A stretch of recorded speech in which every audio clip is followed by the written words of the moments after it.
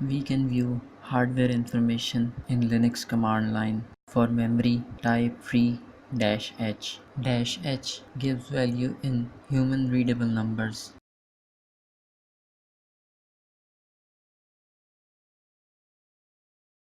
For CPU information, type cat /procproc/CPUInfo. It will give CPU information.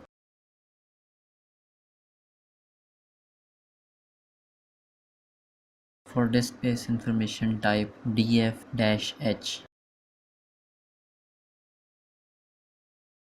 To get disk space information by folder, type sudo space du /-hd1 for hard disk 1.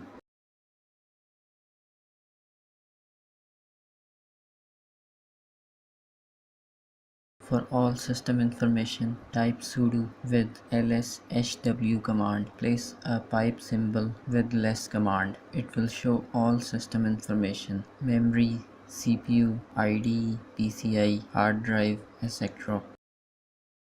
Subscribe for more videos.